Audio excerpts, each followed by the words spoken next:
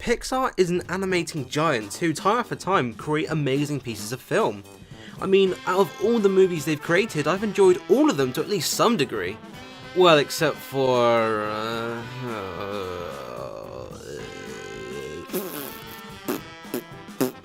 And I remember playing a Toy Story PS1 game and loving that, so let's see what Monsters Inc. Scream Island, Scream Team in the US, and Monster Academy in Japan is like. I have faith in you, Disney Interactive. Oh, they only made the PC version. Artificial Mind and Movement made this. Let's see what they made. Whoa, okay, they've made a lot of stuff under a lot of different names. They've made, let's have a look, see. They assisted in making Fallout Shelter, Doritos Crash Course, Naughty Bear, many ports and licensed games, and of course, the classic, the gem, the legend. Get on, da Mike. This should be interesting. As soon as you boot up the game for the first time, you get to see a humorous clip of Mike and Sully doing their thing, and it's all good, and... that is some cool menu music. Anyway, we start the game, and first of all... Someone help them, they're missing teeth! Secondly, the voices are different. I mean, Mike is okay, but Sully... Give me that. It's Mongolia. Mike, does this look like Mongolia to you? Relax, Mikey. Remember what happened on our first day of college. I seem to remember the first day being fine, and it was into the semester that they messed up by ruining that canister of Scream. Whatever. It's not like Monster University in this game where ages apart. Whoa, okay, they were in there so long it turned to nighttime and... we're inside it, okay. So the plot is simple.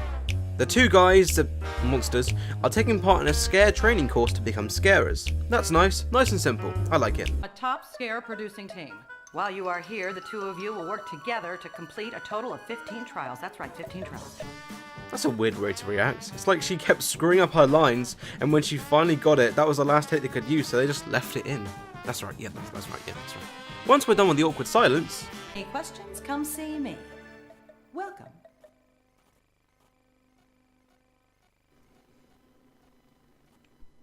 we can choose between Mike and Sully.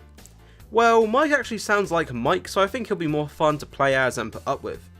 Now, the tutorial was actually voiced over by Mrs. Flint, and unlike Mike and Sully, she is voiced by her original voice actor, Bonnie Hunt. And her voice acting is monotone as ever, and it really fits the tutorial. When you think about it, a tutorial is supposed to be the most boring part of the game, so who better to voice any tutorial than Mrs. Flint, or Miss Flint? Was she married? I don't know. I try not to think about that. Well, any tutorial part of Metal Gear Rising's tutorial.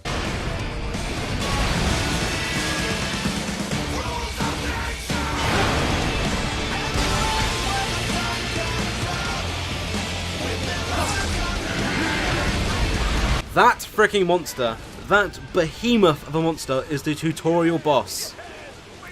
If you haven't played Metal Gear Rising, play it. Speaking of robots, once we're shown how to double jump and ledge grab, we get shown the kids we will be scaring. Robot kids called nerves, and as you can see, they're color coded. If you have filled that color bar in the bottom left meter, you can scare the kid. But how do you fill the meter? Great question, Andy, from the podcast that we host called Yap Yet Another Podcast, which you can find on Podbean and YouTube on Minecraft.com. I'm leaving that in. You have to collect these jars of ooze, which are scattered around the map that you're in. Green means a small amount is filled, and red means a slightly bigger amount is filled. Once you have enough to go and scare your prey, victim, you have to mash buttons which scare the kid, and your character does things. Getting most of the nerves in a map gives you 1 bronze medal. Not bad for a guy with one eye! Congrats, Mike. If you collect all the monster tokens in a level, you get a silver medal. Not bad for a guy with one eye! Yes, indeed, Mike. And finally, if you scare all the nerves in the map, you get a gold medal. Not bad for a guy with one eye! That's going to annoy me, isn't it? Once training to start your training is over, you're given the freedom to explore the hub world of Scare Island and choose your level. The world is... a world? Hey, it's Randall. A race? Sure. Why is he stopping? I don't know what's going on, so let's just start the first level. The best way I can describe this game to you is Ape Escape mixed with a collectathon like Banjo-Kazooie. And... it's okay. I mean, the levels don't really have any personality to them, the nerves aren't well hidden, and toys are the only thing stopping you from doing your objective. Hey! Ouch! Hey! Ouch! Well, that and the pretty clumsy platforming. The main issue with the platforming is your character feels really heavy and it's really hard to work out where you're gonna land. Also, camera control is really tough in this game. Now, you move with the left stick on the DualShock controller, but you don't control the camera with the right stick, in fact you use L2 and R2. Now, I understand that the DualShock controller was in its infancy at the time of release, but if they worked out that you can use the left stick to move, why not the right stick to move the camera? Not bad for a guy with one eye! Jesus Christ, from this angle it looks like he killed the damn thing. But anyways, I beat the first level, and when you complete the level, you actually get a short abridged clip from the movie. This isn't uncommon, however. I noticed that Stu a Little 2 on the PlayStation 1 and other movie-based games do this. The main reward is getting movie clips, and you could watch a whole abridged version of the movie once you beat the game or 100%ed it. At the time, this was a very cool reward because, well, the movie wasn't released at the time, most likely, and that would have been a really cool reward to have. Now, this is 15 years later, I have it on Blu-ray, so I don't really want a bit crushed FMV version of this. Okay, that is one of the coolest things I've seen in a long time, and I wish they used that in the movie somehow. Let's try Sully for this level. Jesus, he is sluggish to control. It's even harder to platform as him. He has a better attack than Sully, mind you, but he can't hang on edges like Mike. So I would recommend using Mike if you're going to play this game, but Jesus Christ, he is scarier than Mike. Look at him, his eyes stretched, look at that, his eyes stretched. But anyway, this level is a docking area. It's pretty simple, you can see what it is just from this little bit of gameplay. Let's check out the ship, let's check out inside the ship. I think the last nerve is in there. Oh my goodness, what kind of ship is this? Did Jigsaw come through here on this little tricycle or something? What the fuck is this? Why is this in a kid's game? If I saw this when I was a kid, this would scare the fuck out of me. I think it did. That's why I stopped playing the demo. I'll admit, getting that nerve was very satisfying. Anyway, I finished the level, go back through the door, and I choose Mikey for the next level because, well, I want my control back. I want to play as Mike again. We go through the city area, taking out Minecraft Lego looking people, and Mike proclaims at the top of his voice that he indeed does have one eye! Sadly, I've shown you what the game is.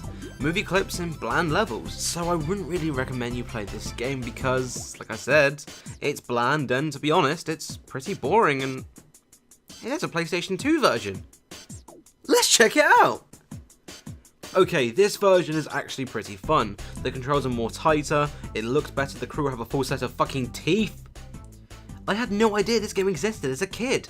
Jesus Christ, play this version, play this one, screw the PS1 version. Nah, that's not true.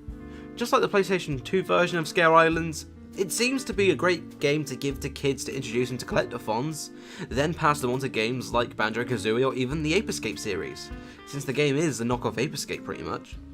Knockoff is a bad word, that doesn't really merit the game, it doesn't deserve that. Side game? I have a podcast and you should really check it out. Hello everyone, thank you very much for getting to the end of this video. This was a completely different type of video that I've ever made before, and I tried my best with it. As you can see, I have taken inspiration from some other people, but I hope I've done my own little twist to make me stand out in the audience. On the screen right now you have links to different videos of different video types. There's a list form where in a matter of about a week and a half I made 100 video game reviews for a college project, and I thought why not, I'll put it to the world, see what people think about it. On top of that, there's some other videos on the screen, including my podcast, which I do with a friend of mine, Andy, who was in the video, as you might have heard. I hope you did, unless you skipped to the end. So if you do like my work in any way, please do have a look at any of the other things that I have put on the screen for you right now. And even if you don't, thank you very much for taking the time out of your day to watch my video. And until we cross paths once again, have a good one.